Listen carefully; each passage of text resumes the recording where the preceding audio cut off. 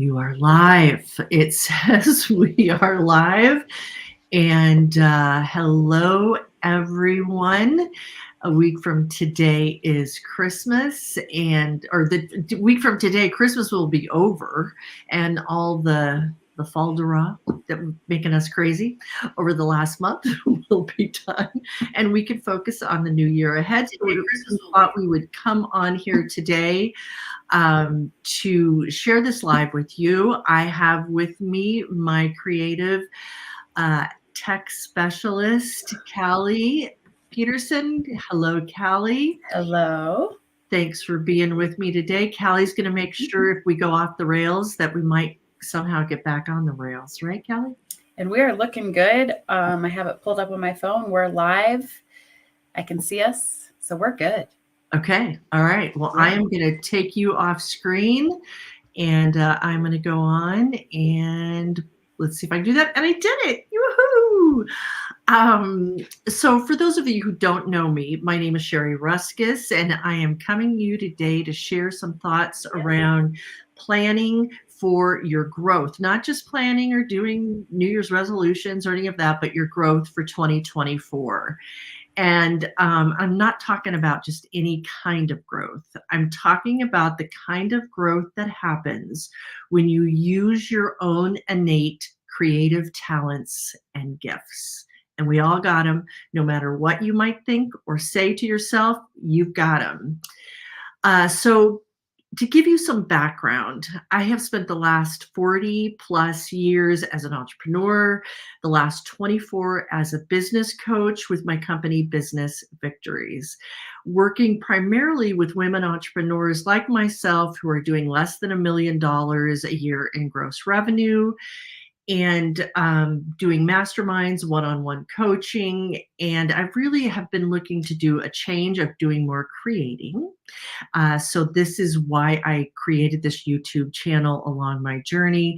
And really my message has always been in my coaching that while money is important because money makes the world go round, as they say, it's really finding that work-life balance, especially as women, that makes the biggest difference of them all. So I really want to talk to you about planning from that light. And so what is creativity and what do I create? And I thought I would start there and really have you start to think about what you already create in your life. So what I currently create is that I garden. Gardening is a passion that also started about 40 years ago alongside my entrepreneurship. From the moment I planted that very first seed, I was mesmerized. And I found that gardening not only inspired my creativity, but it helped me manage the stress of being an entrepreneur and a mom and running a household and all those crazy things, because it got real quiet for the most part, when I went into the garden. And it also helped me with some of life's disappointments along the way, and we all have had them, including the grief of saying, the eternal goodbye to my mom, which was probably one of the hardest things I ever did in my life. And so it just going out in the garden just helped to replenish me. And so that's one of the things I do. And one of the things that I talk a lot about on this channel is gardening. And I just do a lot of analogies with gardening and the importance of getting your fingers dirty and in the earth and all of that.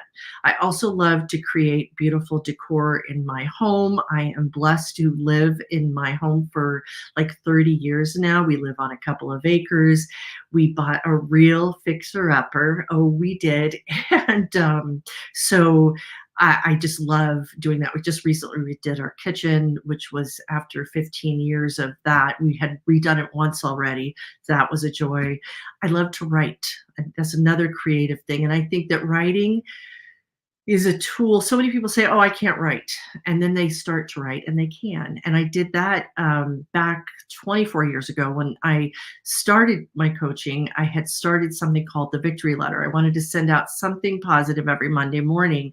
And so I just kept writing and I became a better writer because of it. I untapped the unconscious part of my mind, which is something that we'll talk about this a little bit more here as we go, but free writing, as you can really tap into who you are and your mindset is so important. And from the victory letters, which you can subscribe to, we'll put a link here, as well as you can go to businessvictories.com/victory letter, and you can subscribe there. But it got me into the writing habit of writing every week. And I think that's one of the things with creativity, is that you just consistently do something, you're going to get better and better at it, of course. I wrote 2 books because of it. One is The Victory Letters: Inspiration for the Human Race, and the other is Victory One Moment at a Time: Unlocking the Power of the Mastermind. So that was huge achievements in my life and really made my writer creative spirit very happy. I'm getting into this whole thing of creating inspirational videos, which is why I created the Grow You with Sherry YouTube channel that you're watching me on right now.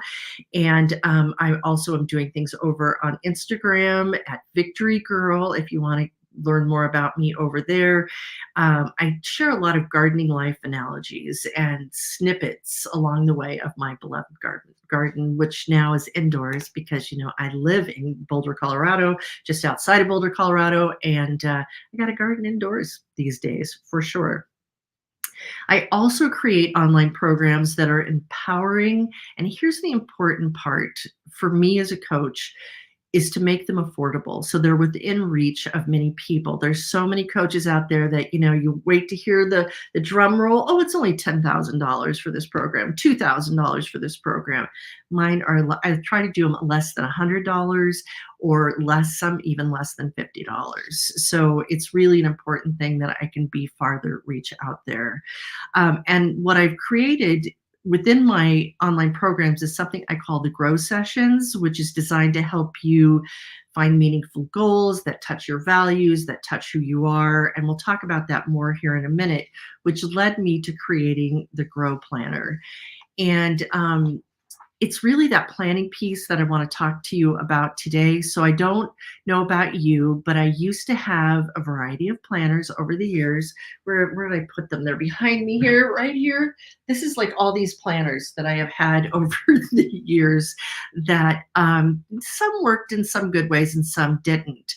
But what happened for me is that, in true entrepreneurial fashion, and I am definitely an entrepreneur through and through, during the pandemic, I partnered up with a planner company, and during the height of the pandemic, and we decided to work together, helping people through those days, because they were dark days, but yet they were days that we were all paying extra attention, which is what I loved about the pandemic, to be sure. And so we decided that we would do a variety of workshops, this long series of workshops, which included some one-on-one coaching.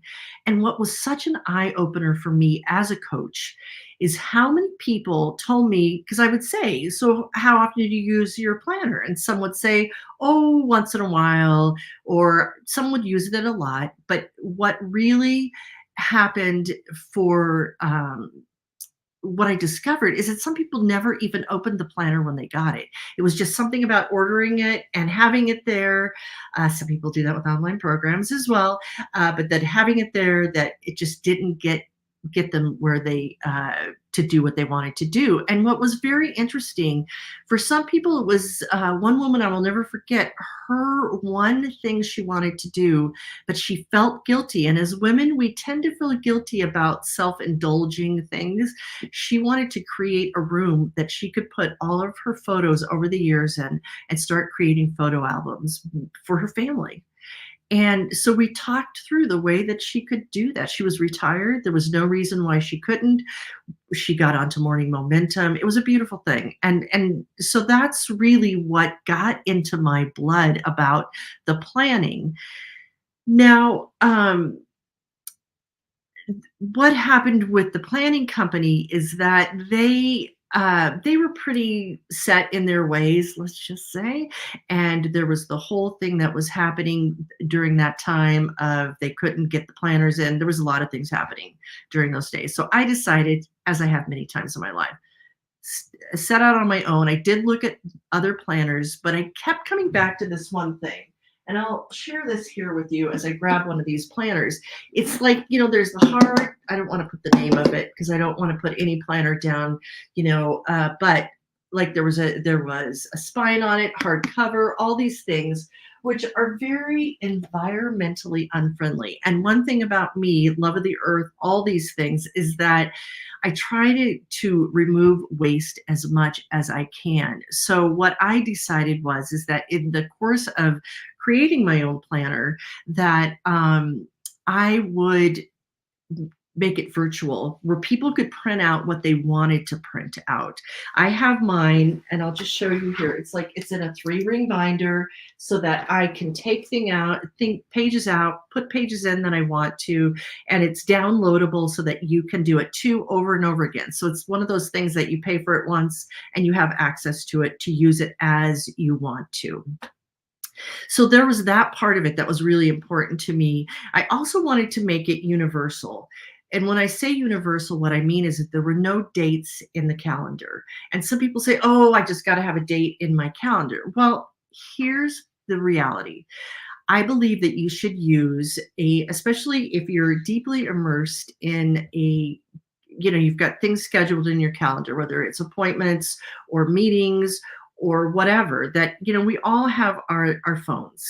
And most of that can be well done on your phone, because as you make an appointment, you set it on your phone. I know I use Calendly also for clients to make appointments with me, so that all happens automatically. It's all on my calendar. So with the universal calendar, you don't really need the dates anymore, in my opinion, because the dates are on your electronic calendar and you really just can fill it in. Not that you need to do every single day on an overall month at a glance calendar, but when I do my daily planning, and we'll get into this in other sessions, but and we get into it in the grow sessions, of course. But I'd like to be able to say, okay, today is the 21st day of December, which, by the way, happy winter solstice happens tonight. I think it's like Colorado time, 8:30-ish. So happy winter solstice to you. And it just reminds me, this is the date. I'm actually writing it in, and I like that. I like to be able to say, not just looking at the date that somebody else put there. Anyway, not to go off on that too much, but just to know that it is a universal planner. And then the other thing, that it was easy to use and that it encouraged my annual goals to be broken down into monthly, weekly, and daily, my traction pages that I do every morning, depending on where my mindset is on a given day. So again, electronic calendar, great for scheduling, but I wanted to be able to write down my plans, and most especially my grow plan. And the grow plan is that overall look at my life right now. What's going on in my life right now? Where am I at in my life right now? Because it's hard to move forward in a journey if you don't know where you are right now today, most especially. So what I created was this grow plan. And what I thought I would share with you today is just the top 3 sections from the grow sessions that are in the planner. And again, the whole writing aspect of you writing out what is on your mind, what thoughts are coming to mind, without judging them or saying, oh, it should be perfectly this way. Your perfectionist, by the way, in planning needs to take a step out the door for a while. Both your perfectionist along with your procrastinator just need to step aside for a little while you tap into what you want, because you can't grow you unless you are doing what you really want in life. That is just the biggest importance of it all. So let's do a little of this right now, and let's tap into, from grow session 1, there's 3 elements to it. There is your happiness, where you're at with your happiness right now, your power of purpose, and then your ideas and dreams. So, number 1 with happiness is asking yourself, where am I right now on a happiness level? From 1 to 10, where am I? with with 10 being you're off the charts, you are so freaking happy. You can't hardly stand it. And that means that you're happy 90% of the time. Take a drink of water here. Hold on. All right. You're happy 90% of the time. Because if we can be happy 90% of the time, there's times we don't feel good. There's times you might have a headache. There's time that your spouse pisses you off. There's times that you're not necessarily happy. But if you're happy 90% of the time, I say you get a 10. But anything, and I would say I'm probably at an 8 or a 9. It's hard to be a perfect 10, really. Isn't it? Yeah. But then one is you're off the charts the other way in a bad way, and that you're only happy maybe 10% of the time. And my friend, life is too short to only be happy 10% of the time. So acknowledge it. We can't ever move forward if we don't acknowledge, again, where we are. So rate where you are, and then what am I doing when I'm happiest? Like what am I physically doing, both personally and professionally? What makes me happy? And as we go through these, if you come back to the recording, we'll put all of these questions that these three areas into the notes so that you can come back and look at it later on. So you don't have to worry about writing it down necessarily right now. But what are you doing that's making you the happiest personally and professionally? And then asking yourself what sucks your happiness away. What is it in your life right now? Think people, places, things, whatever it is that is sucking your happiness away. What's taking it away from you? It could be negative people that you might have around you. It might be there's something in your living environment that is not making you happy. Just your job. You might be in a job that I probably see that more than anything, or you might even be in your own business and something about your business is not making you happy. And that is that's probably even hard. A job you can quit, it's hard to quit your own business. I mean, you can. Like, I just decided I'm not going to do coaching as much in 2024 because I want to do these other creative projects. So it's really looking at that and deciding um uh what is it that is taking that away. And then the most important part of the happiness, are you willing, when you acknowledge those things, are you willing to make the changes necessary to make your greatest happiness happen? Are you willing to take the risk? Sometimes, even though we're unhappy, it's taking that risk to move forward. And are you willing to do that? All right. So then we go into the second element of this, and that's the power of purpose. Really discovering, and we've all said it, a time or two in our life. What's my purpose? I don't know what my purpose is. Some people know it from day one and run off and do it, and that's groovy and great for them, but it isn't always for everyone, and it doesn't always work that way. I know myself, even as an entrepreneur, that I discovered a few things I liked, didn't like, and moved around in my way. I am pretty strong in my convictions, I guess I will say. I mean, my very first company I owned for 16 years before I sold it. So there's been something, like I just said, the victory letter, I've written it for 24 years, I continue to write it every Monday morning. So I do get, I've known, but I found through those writings my purpose.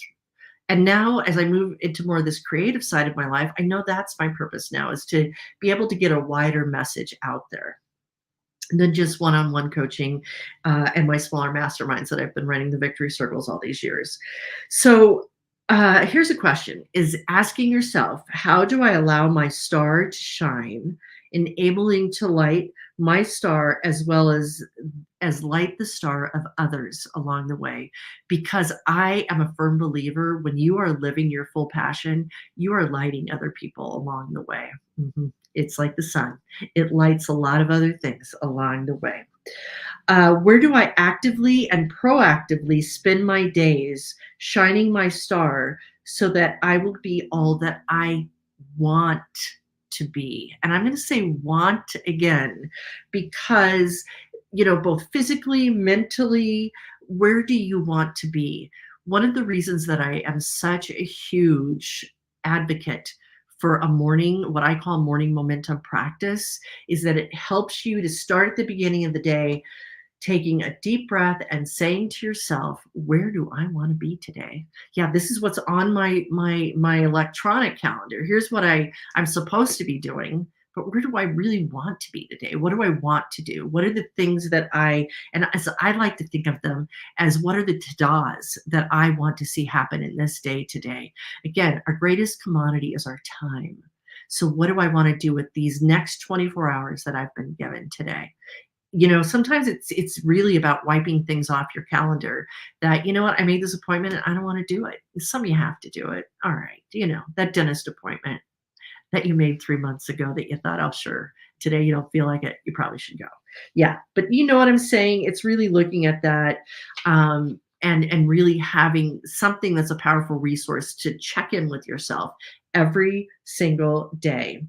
And so with that, ask yourself, what is the purpose that drives me most days? And one of the things about keeping a planner like this, it's almost like it is like a journal of really looking at it and saying, wow, these are the things I wanted to get done. But, and you can really start to analyze when you don't get things done. Why am I not getting this done? I keep saying I'm going to do it and I don't do it. Why is it? Am I afraid? What is it? What is it that's keeping me from doing it? And then best describe the energy that gets you personally from here to there. And that might be from morning, what you're doing in the morning, to what, from morning to night. Like, that could be it. Or it could be what is getting you from the start of a goal to the completion of a goal. Like, what is it that's getting you from here to there? And when I say what is it, what is that energy? What is it that comes up inside of you that you know to be true about yourself? And it might be something that stops you. Again, that block. So what is that? And then asking yourself, am I living my true purpose, or have I been putting it off, um, going after it, or even trying to discover it? Do I say I got it? Yeah, one of these days I'm gonna figure out my purpose. Well, I'll tell you, at 66 years old, it goes by fast. My girlfriends and I, who are my same age, we laugh at those in their 30s who we were. I just came across a card from a girlfriend of mine who in the card it said, and she just turned a year older than me. I won't mention any names, but who she said, "Oh my gosh, I cannot believe I am 35." Well, she just turned 67, right? And it happened like that. So, of not worrying. What I say, one of the things I take into this age of life is not worrying about that oh my God, I'm in my 20s, I'm in my 30s, I'm in my 40s. Oh, bye. It is what it is. And with every age, we gain something. Now, we may lose something like our true color of our hair, or, the body might not be the same, but we gain so much up here. We really do. So it's looking at that and, really going after your purpose. So what are 3 things that, again, I'm going to go back to the block because it's our blocks that are our downfall. What are 3 things that might be blocking you from getting to your true sense of purpose? It might be something like, because you're worried about everybody else and then you are last on the list, which is women. Unfortunately, we seem to do that. So what is it? Maybe you're not feeling you're just enough. So that, and you're holding back because of that. You might be afraid of criticism from others. There's just not a belief. There's not enough of a belief. And this is what I will tell you with planning and putting things down on paper. That's why I am a paper advocate, but not to the point of not being able to recycle stuff after the fact. Because 2-3 years from now, does it matter? No, probably not so much. Yeah, it's kind of fun to go back and look at stuff, but it doesn't really serve us, because you want to look forward, not always looking in the rearview mirror. And then finally, this third part of this initial part of the grow sessions is about ideas and dreams. And what are they? What are your dreams? What have you maybe had since you were a little girl? When I was a little girl, all I wanted to be was a mom. I wanted to be a mom so bad. And I was the dolls. I had my dolls. I loved them. And I was able to do that in my early 30s. I became a mom and I love my precious children so much. They're all grown up now. And I keep telling them I want to be a grandma too, but that's a little out of my control. So onward we go with the things that we can control. All right. So that is what I wanted to share with you from the planner. And the grow plan itself and the grow sessions. And I'm not here to sell you on that. I just want you to help you think differently. There is, of course, a link over to the grow sessions and the grow planner, which you can get for $49. It's not an expensive tool, but it is there to keep in mind to help you along your journey. Because in it, you're going to go through your values. You're going to talk about your creative play. What is creative play for you? And help to discover that. How to nourish yourself for better energy and focus. How to look at your body strength. This body of ours, yeah, it's the vehicle that takes us from here to there. And I will tell you, one of the things I started in the pandemic, I started doing strength training 3 days a week over Zoom with girlfriends, which I'm still doing to this very day, with our coach Jen, who is amazing, keeping us going. It has changed the strength of my body at 66 years old. Like, my husband sometimes says, "No, I'll get it." I'm like, "No, I got it. Thank you very much." Anyway, so the strength of your body. It also looks at, your relationships. Is there something in your relationships to be nurtured? Your mindset and spiritual growth, because spiritual growth, it's a big one. And I grew up Catholic. I'd like to say I'm a recovering Catholic, but I'm gone beyond that now. And it's really about the spiritual growth.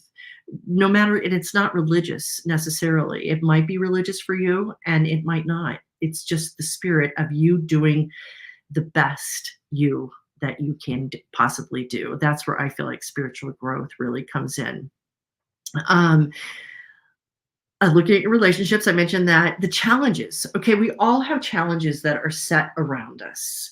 It's just part of life is the challenges. So acknowledging them and how you're going to deal with the challenges as you look at your goals as you move forward is one of the things that we go through in the grow planner in the grow sessions.